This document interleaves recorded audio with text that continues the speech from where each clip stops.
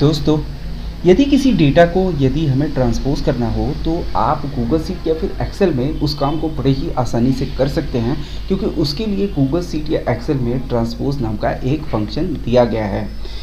तो एक्चुअली मैं इस सब चीज़ों को एक बार हम डिटेल में समझने के लिए हम लोग चल देते हैं गूगल शीट के अंदर। और जैसे ये हमारी एक छोटी सी डेटा है और इस डेटा में को यदि हमें ट्रांसपोज़ करना हो तो आपको जैसे सिंपल सा पता है, फार्मूला इसके लिए बना हुआ है ट्रांसपोज़। तो जैसे ही हम ट्रांसपोज़ को टाइप करते हैं वो सारा जो होता है फंक्शन, हम यहाँ पे जो भी हमारी एरे होती है उसको हम सेलेक्ट करते हैं और इंटर करते ही वो डेटा हमारी ट्रांसपोज़ हो जाती है।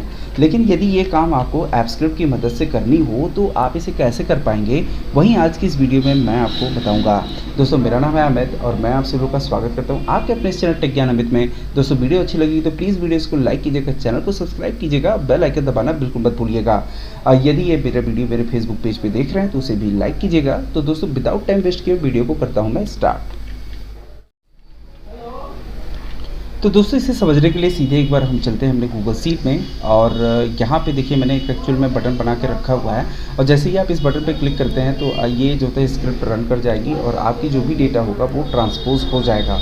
तो लेकिन मुझे ये अब ये मैंने किस तरीके से किया है वो आज की इस वीडियो में हम डिस्कस करने वाले हैं। तो हम यहाँ पे क्या करते हैं कि जो भी हमारी डेटा है वो मैं इसको यहाँ से डिलीट कर देता हूँ और यहाँ पे जो मैं अभी हमने फंक्शन को असाइन किया हुआ है उस फंक्शन को भी मैं यहाँ से हटा देता हूँ। तो यहाँ से मैं इसको कर देता हूँ डिलीट और इसको कर देता हूँ कैंसिल। तो यहाँ से अब ये देखिए, यहाँ पे अब बटन क्लिक करने पे यहाँ पे कोई एक्शन नहीं हो रहा है। तो अब हम यहाँ चलते हैं सीधे एप्पस्क्रिप्ट के अंदर। यहाँ पे जो भी कुछ हमने फंक्शन लिखा हुआ है उसको हम हटाते हैं और दोबारा से हम उसी फंक्शन को किस तरीके से हमें लिखना है और ये फंक्शन किस तरीके से काम करता है वो सारी चीज़ें हम अभी देखेंगे।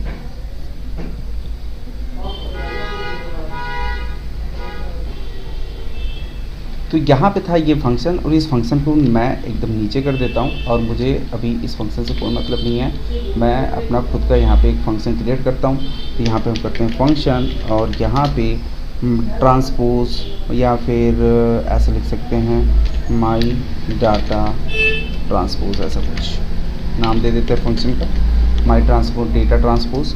और यहाँ पे आपको इस तरीके से ब्रैकेट को ओपन और क्लोज़ करना है। उसके बाद आपको कर्ली ब्रैकेट देना है और यहाँ पे आपको यहाँ पे कर्ली ब्रैकेट के बीच में आपको अपना फंक्शन देना होता, मतलब यहाँ पे आपको अपनी जो भी जावास्क्रिप्ट के कोड है वो इसके अंदर लिखते हैं। तो सबसे पहले देखिए करना क्या है, हमको यहाँ पे सिंपली जो भी हमारी डेटा है उस डेटा को हमें कैप्चर करना है। तो डेटा को कैप्चर करने से पहले हमें उस स्प्रेडशीट को एक्टिवेट करना होगा, उसके सीट को हमें फाइंड आउट करना होगा, फिर उसके बाद हमें इस डेटा को कैप्चर करना होगा।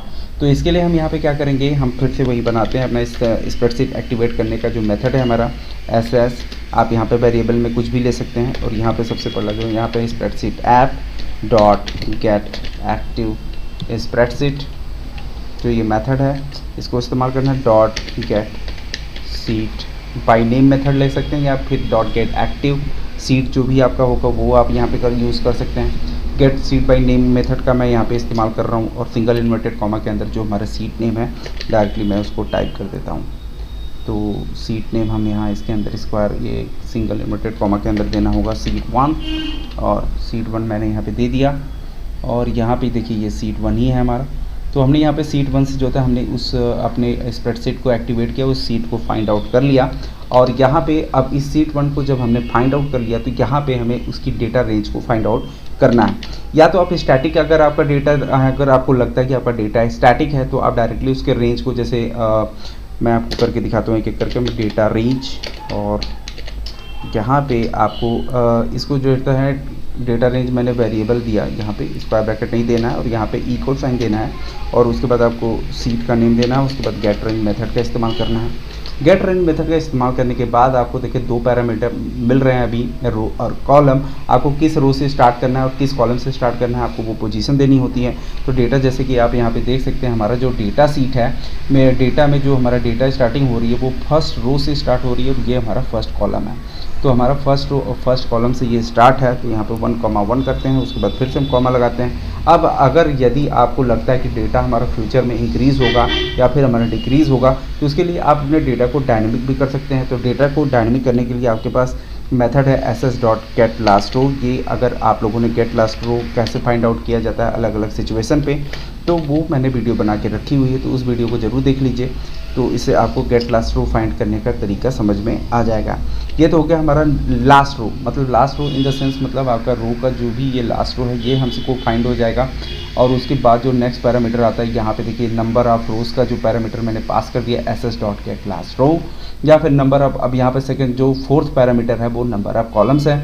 अगर आपको लग रहा है इन फ्यूचर मेरे कॉलम्स भी इंक्रीज़ हो सकता है, तो आप यहाँ पे अपने कॉलम्स को भी डायनेमिक बना सकते हैं। उसके लिए मेथड है S dot get last column. तो ये गेट लास्ट कॉलम आपको क्या होगा, आपके डेटा का जो भी लास्ट कॉलम होगा उसको वो कैप्चर कर लेगा। उसके बाद ये आपका पैरामीटर यहाँ पे पास हो गया, और यहाँ पे इसका जो लास्ट है हमारा जो रेंज के बाद जो हमारी वैल्यूज़ हैं वो हम गेट वैल्यूज़ मेथड से हम यहाँ पे फाइंड आउट कर ले रहे हैं। अगर मैं इसको लॉगर लॉग के अंदर एक बार इसको चेक करके मैं आपको दिखाऊँ तो देखिए आपका डेटा किस तरीके से दिखेगा। और आपका जो लॉगर लॉग के अंदर हमें ये वेरिएबल जो हमने डेटा रेंज बनाया था उसको इसके अंदर पास करना होगा, और हमने पास किया। उसके बाद कंट्रोल एस से डेटा को सेव किया, और उसके बाद कंट्रोल आर से माई डेटा ट्रांसपोज इस पर ये वाला जो हमारा फंक्शन है उसको सेलेक्ट करना होगा, और कंट्रोल आर से फिर रन कर देना है। तो देखिए यहाँ पे आपका जो भी डेटा का जो कॉलम है ये है नेम, जो हमारा कॉलम नेम है नेम और स्कोर 2019, मतलब 2 ही कॉलम हैं। और यहाँ पे इस तरीके की जो सारी वैल्यूज़ हैं लास्ट संजय सोलंकी, ये सारे जो होता है यहाँ पे पूरा कैप्चर हो चुका है। मैं आपको यहाँ पे दिखा दूँ संजय सोलंकी ये लास्ट डेटा है हमारा। यदि आपको लगता है कि जैसे मेरा डेटा सोर्स यहाँ पे बढ़ जाए, अब ये देखिए आपको जो था डायनेमिक करने का क्या फ़ायदा होगा वो अभी आप देख लीजिए। जैसे अभी तो मेरा स्कोर 2019 का यहाँ पे डेटा है, मैं जस्ट इसी को कॉपी कर लेता हूँ और यहाँ पे पेस्ट करता हूँ, और यहाँ पे F2 करके 19 की जगह मैं 2020 करता हूँ। और 2019 का जो 20 का जो भी स्कोर है वो मैं यहाँ पे एक दे देता हूँ। तो इसके लिए मैं एक रैंड बिटवीन फंक्शन का इस्तेमाल कर लेता हूँ। इससे क्या हो जाएगा, मेरा रैंडमली कुछ नंबर जनरेट हो जाएंगे। ये देखिए यहाँ पे उसके बाद एंटर करते ही तो देखिए कुछ रैंडम नंबर यहाँ पे जनरेट हो चुका है, और इसको कंट्रोल सी कंट्रोल शिफ्ट भी से कर देने से पेस्ट एज ए वैल्यू हो जाएगी। उसके बाद इसमें हम बॉर्डर भी लगा देते हैं Alt HB A की मदद से। तो यहाँ पे हमारा देखिए यहाँ पे डेटा जो था हमारा अपडेट हो चुका है, और नीचे भी एक डाटा मैं ऐड कर देता हूँ। एक कॉलम भी मैंने ऐड किया, और यहाँ पे एक नीचे रो भी ऐड कर रहा हूँ मैं। मोहित बजाज ऐसा करके मैंने लिखा, और इनका 2019 का जो स्कोर रहा है सपोज 4200, और नेक्स्ट जो रहा है 3890, ये मैंने ऐसा कुछ यहाँ रैंडम डेटा डाल दिया। तो अभी जो हमने यहाँ पे डायनेमिक रो और डायनेमिक कॉलम को कैप्चर किया है वो आपको यही बेनिफिट प्रोवाइड करेगा कि अगर आपके कॉलम को इंक्रीज़ कर रहे हैं या कॉलम को डिक्रीज़ कर रहे हैं तो भी इसको वो ऑटोमेटिक डेटा को कैप्चर कर लेगा। जैसे अभी आप यहाँ पे देखिए जो कॉलम था हमारा नेम, उसके बाद स्कोर 2019 एक कॉलम था, उसके बाद देखिए जैसे ही मैंने स्कोर 2020 ऐड किया वो भी यहाँ पे हमारा कैप्चर हो गया। और जो संजय सोलंकी के बाद ये मोहित बजाज का जो हमने डेटा डाला था उसका भी डेटा जो था रो में भी कैप्चर हो गया। और ये जो लास्ट कॉलम जो हमने यहाँ पे गेट लास्ट कॉलम मेथड का इस्तेमाल किया, इससे हमारा कॉलम भी डायनेमिक बन गया। तो ये है दोस्तों फ़ायदा डायनेमिक कॉलम या रेंज का रो को करने या फिर कॉलम को करने से। तो यहाँ पे आपको आई होप समझ में आ गया होगा। अब हमें डेटा को ट्रांसपोज करना है तो उसके लिए हम क्या करेंगे, एक लूप चलाएंगे। लूप चलाने से पहले हम एक काम कर लेते हैं, एक वेरिएबल बना लेते हैं, क्योंकि लूप से जो वैल्यू मिलेगी वो हमें इसी वेरिएबल के अंदर ही स्टोर करना होगा। तो यहाँ पे हमने एक, क्योंकि लूप जब चलेगा तो वहाँ से कुछ हमें रिजल्ट मिलेगी, तो इसलिए मैं इसका वेरिएबल नेम रिजल्ट ही दे देता हूँ और इसे एक ब्लैंक एरे में डिफाइन कर देता हूँ। उसके बाद मैंने यहाँ पे सेमीकोलन दिया। अब यहाँ पे हम क्या काम करते हैं कि अब हम यहाँ पे एक लूप चलाते हैं। तो सिंपल हम वही फॉर लूप चलाएंगे। फॉर यहाँ पे वैर, और वैर में हम यहाँ पे दे देते हैं वेरिएबल का नाम कॉलम, क्योंकि हम स्टार्टिंग अभी कॉलम से चलेंगे, क्योंकि हमारा जो डेटा है आप यहाँ पे देखिए ये डेटा है, और डेटा को एक बार हम कॉलम में चलाएंगे ऐसे, और एक बार फिर रो में चलाएंगे ऐसे। तो हमें लूप कैसे चलानी है वो देखिए। यहाँ पे हमने लिखा वैर कॉलम, और कॉलम की स्टार्टिंग कर रहे हैं 0, क्योंकि हमारा जो डेटा होगा वो हमारा स्टार्टिंग 0 से ही होगा, क्योंकि एरे हमेशा 0 से ही स्टार्ट होते हैं, 0, 1 और 2।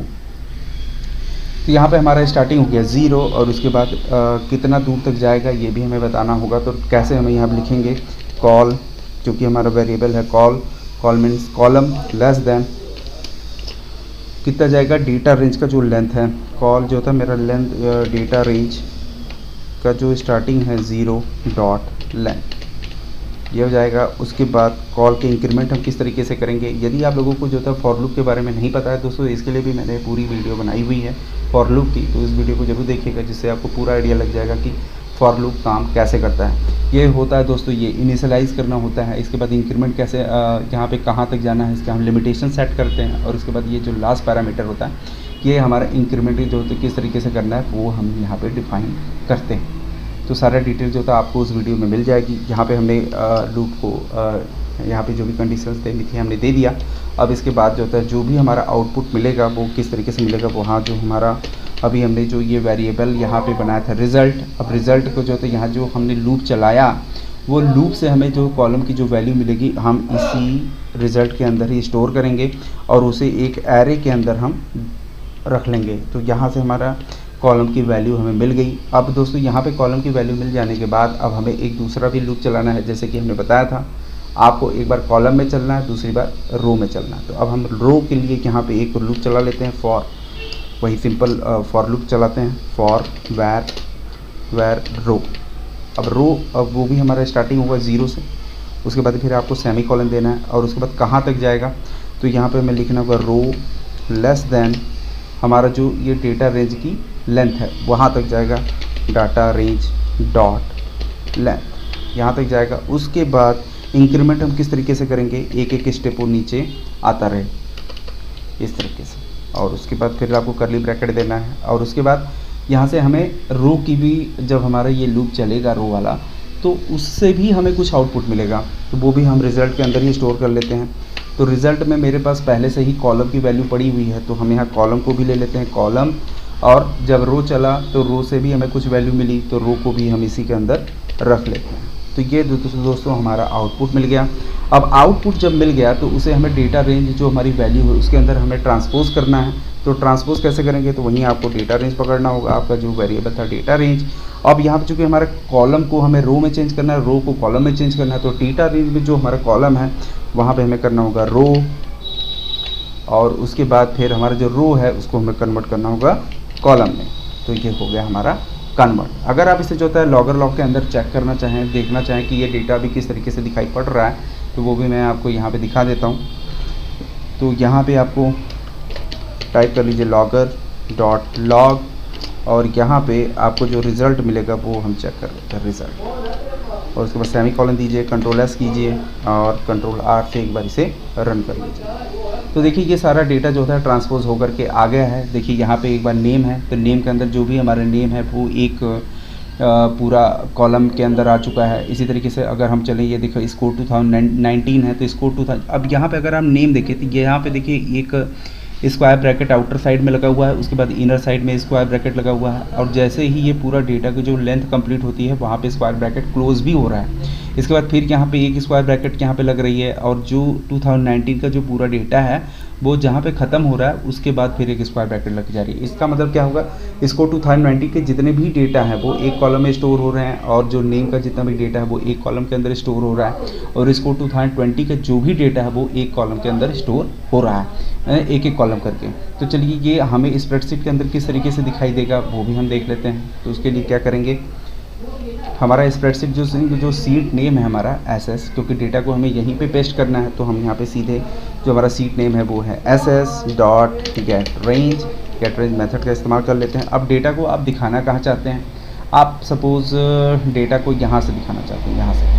तो ये है हमारा रो नंबर 13 कॉलम नंबर 1, तो यहाँ पे आप लिखिए, यहाँ पर आपको टाइप करना होगा रो नंबर 13 कॉलम नंबर 1, और उसके बाद अगर आप जो है इसे डायनेमिक करना चाहते हैं कि मतलब आपकी जो भी डेटा है उसके अकॉर्डिंग हमें डेटा को पेस्ट करना है, तो हमारा जो रिज़ल्ट की जो लेंथ है उसके यहाँ पे लिखना पड़ेगा रिज़ल्ट डॉट लेंथ। तो इससे हमारा क्या हो जाएगा, जो भी हमारे रिज़ल्ट में नंबर ऑफ़ रो होंगे वो इसके अंदर आ जाएंगे, और उसके बाद हमारा जो कॉलम है उसको भी हमें डायनेमिक बनाना है, तो यहाँ पर हमें लिखना पड़ेगा रिज़ल्ट को जो होता है मतलब हमारा कॉलम को जो स्टार्टिंग कॉलम होगा वो 0, और उसके बाद जहाँ तक उसकी लंबाई हो, उसके बाद ये लेंथ। तो इस तरीके से हमने अपने पूरी डेटा को डायनेमिक बना लिया। उसके बाद सेट वैल्यूज़ में किसकी वैल्यू हम सेट करने वाले हैं, जो हमारा रिज़ल्ट से मिला है। तो ये हमने रिज़ल्ट को यहाँ पे डाला, और सेमीकोलन से इसको जो था क्लोज़ किया, कंट्रोल S दबा देते हैं, और उसके बाद कंट्रोल R से इसे हम रन भी कर देते हैं। तो ये देखिए सक्सेसफुली यहाँ पे रन भी हो गया और हम प्रैक्टिस जो हमारा सीट है, और ये देखिए डेटा आपका ट्रांसपोज होकर के बिल्कुल यहाँ पे आ चुका है दोस्तों। तो ये देख रहे हैं एकदम बिल्कुल परफेक्टली यहाँ पे काम कर रहा है। अब आप इसे यूज़र को अगर देना चाहते हैं कि अगर आप इसे बटन के रूप में दिखाना चाहते हैं कि भैया बार बार वो स्क्रिप्ट में जा कर के वहाँ रन बटन करेगा तो वो उसमें कुछ प्रॉब्लम भी कर सकता है, तो आप यूज़र को एक बटन भी प्रोवाइड कर सकते हैं। तो इसके लिए बटन को आप सीधे इंसर्ट में जा कर के, ड्राइंग में जा कर के यहाँ पे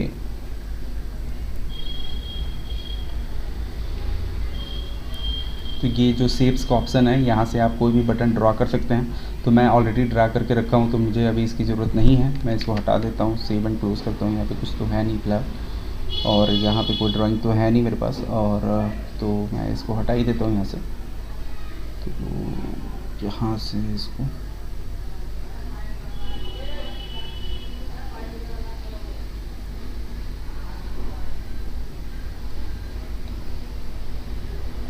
तो यहाँ से हमने इसको हटा दिया। अब यहाँ पे क्या काम करते हैं कि जो हमारा बटन यहाँ पे पहले से बना हुआ है, इस पे जो हमारी स्क्रिप्ट है, ये जो हमारी स्क्रिप्ट है माई डेटा ट्रांसपोज, इसी को जो ये हमारा ये फंक्शन, इसको हम कॉपी कर लेते हैं कंट्रोल C, और इसको बाहर क्लिक कर लेते हैं और यहाँ पे चल के अभी क्लिक करते हैं, और ये 3 डॉट्स जो आपको दिख रहे हैं इस पर क्लिक करना है, असाइन स्क्रिप्ट पे चलना है, और वो जो फंक्शन नेम था माई डेटा ट्रांसपोज उसको पेस्ट कर देना है और यहाँ से ओके कर देना है।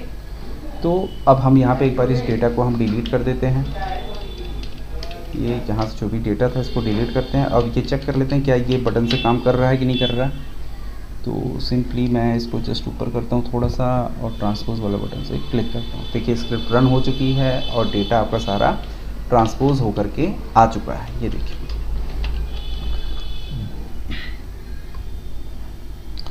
देख रहे हैं यहाँ पे नेम भी आ गया। इस 2020 जो कि कॉलम में था वो अभी रो में कन्वर्ट हो गया, और जो भी हमारा डेटा रो में थे वो सारे कॉलम में कन्वर्ट हो चुके हैं। तो दोस्तों इस तरीके से आप ट्रांसपोज का यूज़ कर सकते हैं और डेटा को ऐप स्क्रिप्ट के अंदर और डेटा को ट्रांसपोज कर सकते हैं।